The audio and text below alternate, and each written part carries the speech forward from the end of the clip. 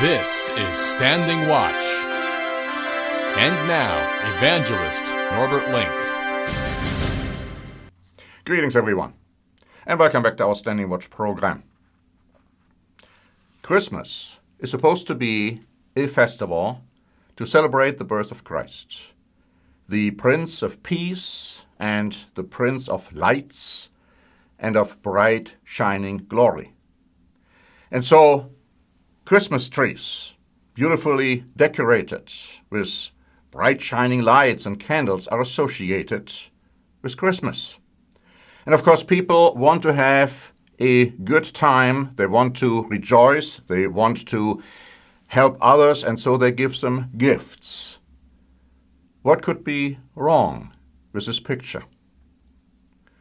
Today, my friends, I want to focus on the dark side of Christmas, because there is a very dark side when you look at its customs and its origin and what it stands for.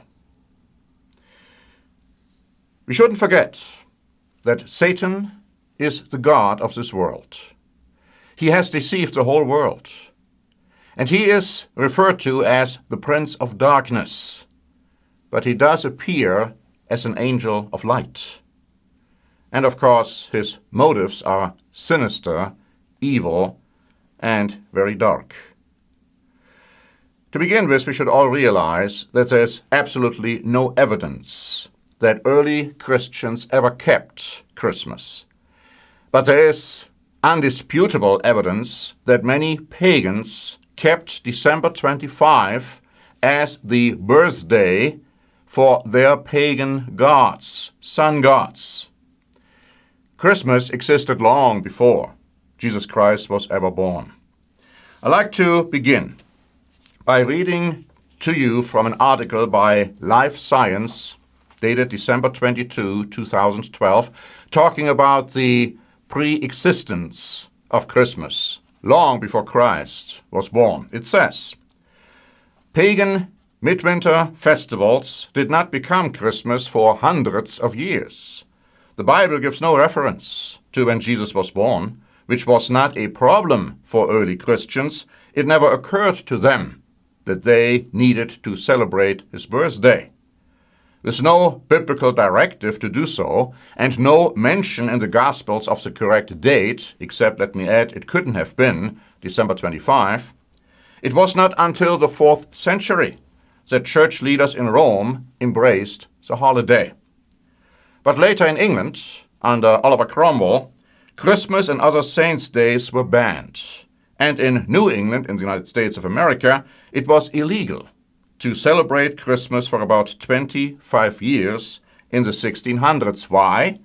Because it was felt that the pagan elements of this festival were so overwhelming that the Christian mantle, which had been placed on it, did not justify at all the celebration of it. We need to find out what historical records actually tell us about Christmas and its origins. And let me read to you from some sources from the internet. It says that the largest pagan religious cult which fostered the celebration of December 25 as a holiday was a pagan sun worship, Mithraism. This winter festival was called the Nativity of the Sun, S-U-N.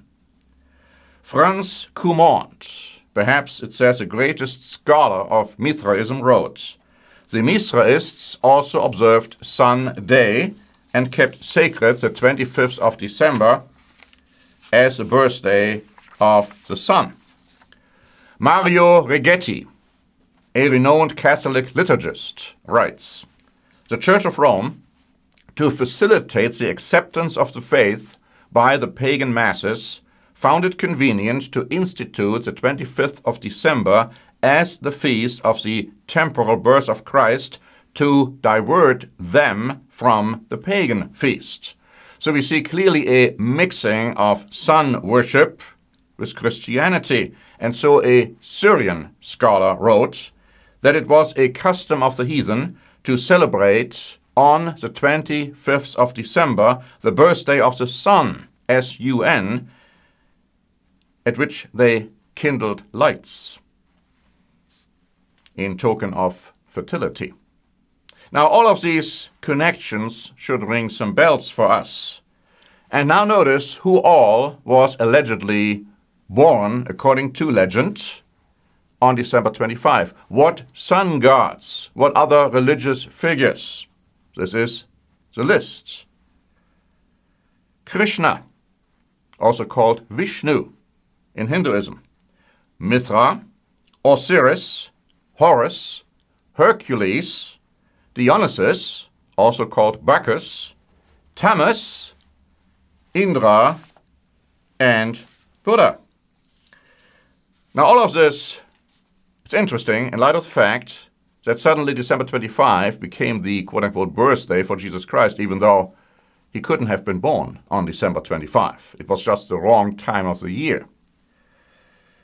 It's also known, when it comes now to the origin of gifts, the origin of the Christmas tree, that Nimrod, that famous hunter, Nimrod, married Semiramis. And Semiramis later became known as Ishtar, from which our word Easter is derived. When Nimrod died, his wife Semiramis claimed that a full-grown evergreen tree sprang overnight from a dead tree stump. There are two versions to the story, by the way. One stating that Nimrod's anniversary was on December 25, and his spirit would visit the evergreen tree every year on the state to leave gifts upon it. The other version has it that the son of Semiramis, Tammuz, by her dead husband Nimrod, was born on December 25. Now, what about the Christmas tree?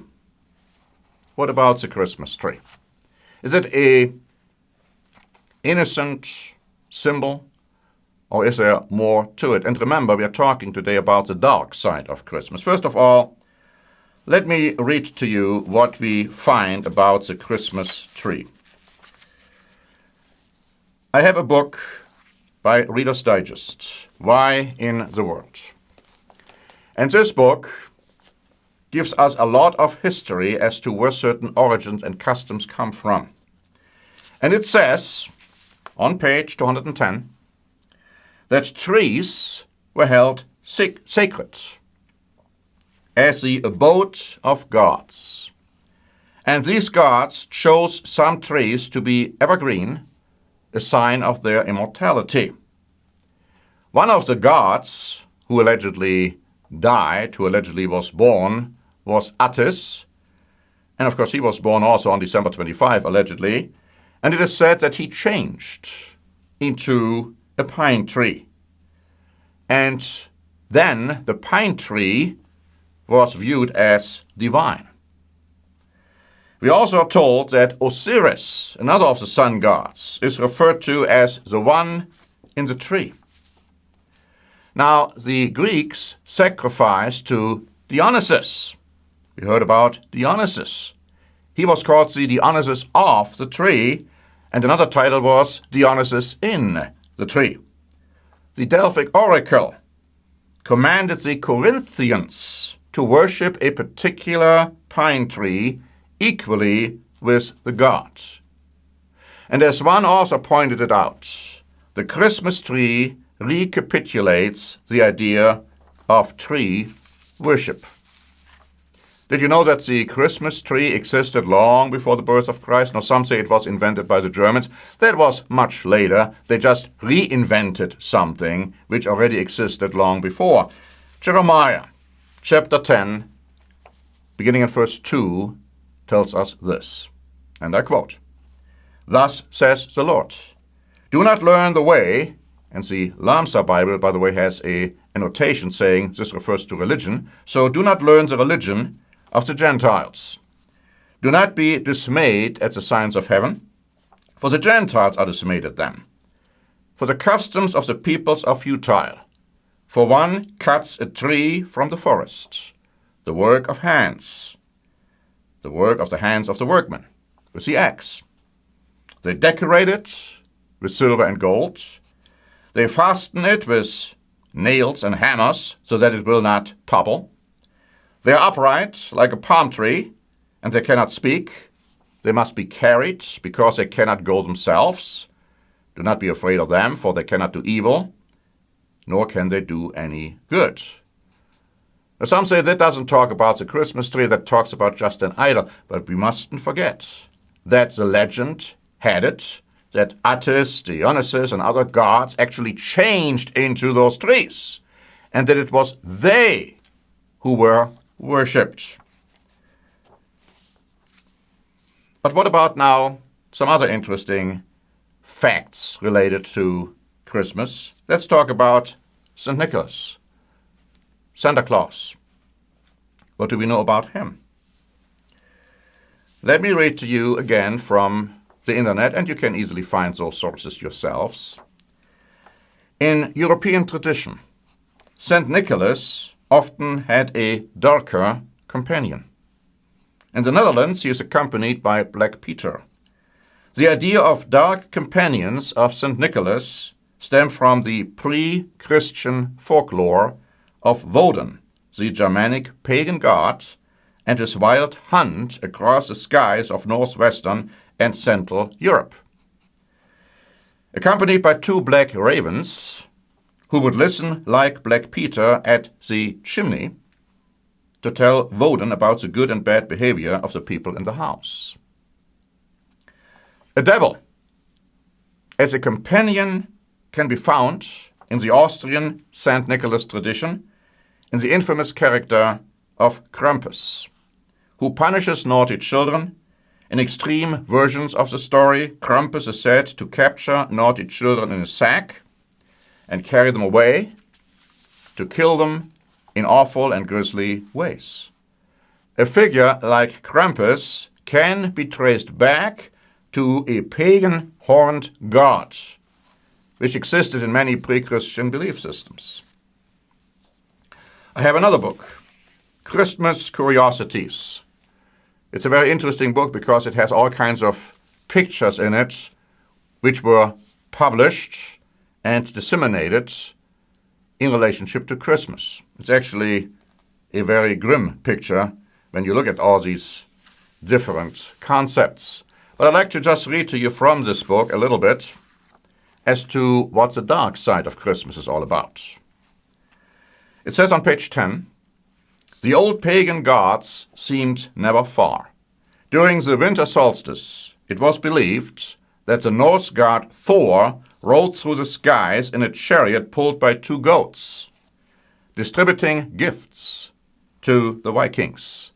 His father Odin, or Woden, rode a white, eight-legged steed, escorting slain heroes into Valhalla. A truly accomplishment, and that is on page 36, of St. Nicholas was his later enlistment of the devil as his helper when making his rounds on the eve of December 6.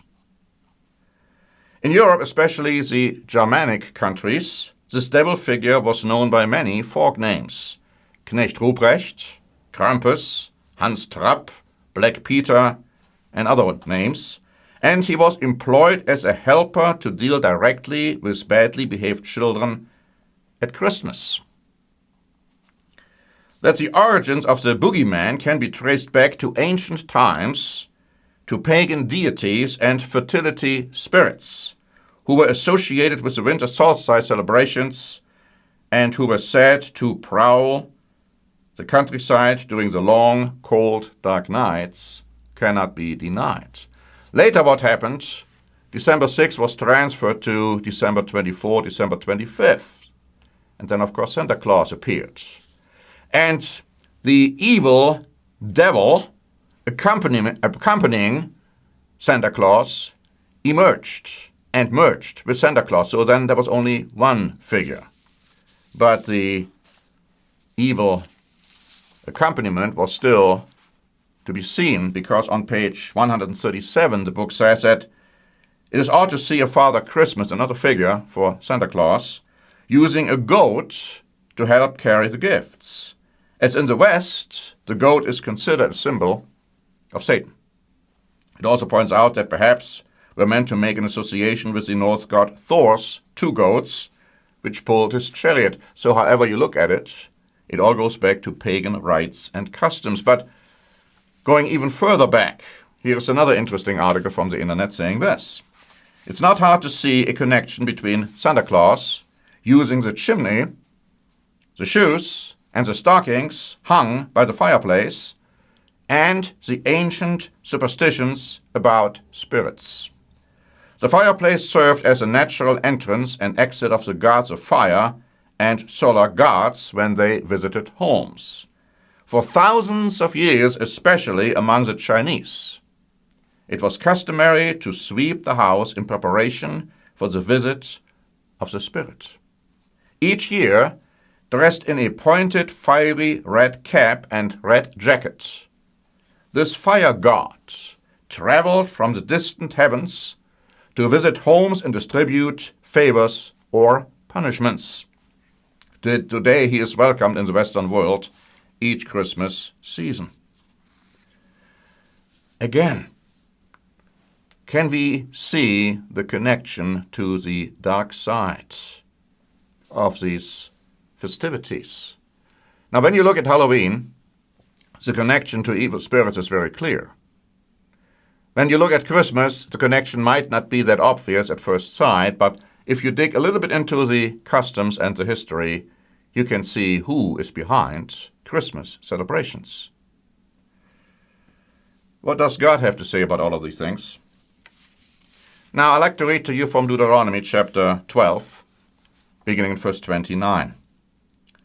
When the Lord your God cuts off from before you the nations which you go to dispossess, and you displace them and dwell in their land, take heed to yourselves that you are not ensnared to follow them, after they are destroyed from before you, and that you do not inquire after their gods, saying, how did these nations serve their gods? I also will do likewise.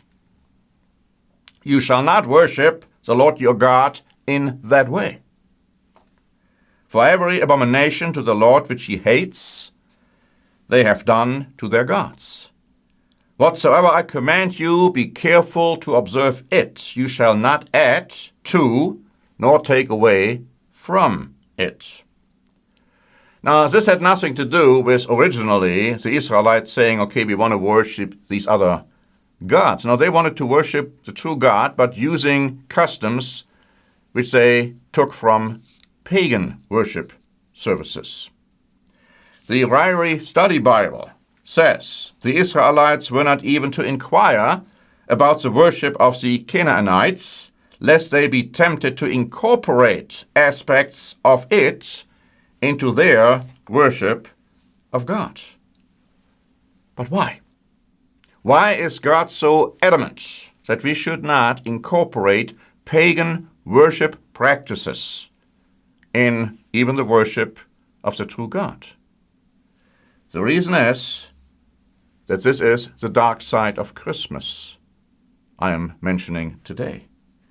Pagan festivals in honor of pagan gods are, according to the Bible, festivals in honor of demons.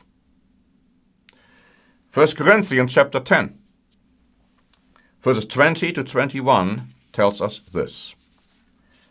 The things which the Gentiles sacrifice, they sacrifice to demons and not to God. And I do not want you, says Paul, to have fellowship with demons. You cannot drink the cup of the Lord and the cup of demons.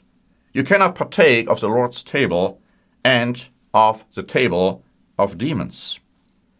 You see, ancient Israel made that mistake. First, they incorporated pagan customs into their worship of the true God, and then later they forsook the worship of God altogether and worshipped those idols, not realizing that whom they were worshiping were demons.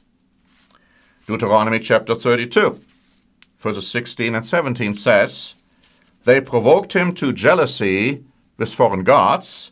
they sacrificed to demons and not God. When we worship foreign gods, when we try to incorporate pagan worship customs in the worship of the true God, we are not accepted by God. And we are coming in contact with demons. Remember, Satan is the god of this world. People don't know whom they are really worshiping, thinking they might be worshiping the true God. But God will pour out plagues on this world pretty soon. They are being described in the book of Revelation. And notice one of the reasons why God will do this. Revelation chapter 9 and verse 20. The rest of mankind, who were not killed by these plagues, did not repent of the works of their hands, that they should not worship demons, and idols of gold, silver, brass, stone, and wood, which can neither see, nor hear, nor walk. Remember how God describes the Christmas tree in the book of Jeremiah. And that, my friends, is the dark side of the pagan festival of Christmas. We have prepared a booklet. Don't keep Christmas. This booklet, my friends, goes into the origin of Christmas. It shows you from many different sources where Christmas comes from, that Christmas was not a Christian holy day in the early church, how it became a Christian quote-unquote festival. And it also shows you from the Bible why you must not keep it if you want to be a true Christian, a follower of God. Think about these things as you have time, meditate about them, and don't just follow the crowd, because the crowd goes on the way to destruction. You should be one who looks for the way of life and of the true light. And Christmas doesn't give you that. Thank you very much for listening. This is Norbert Link for the Standing Watch program.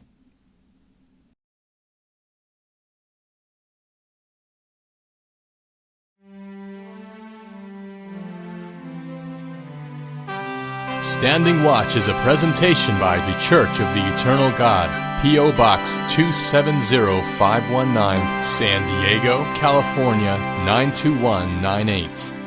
More information is also available at our website, eternalgod.org.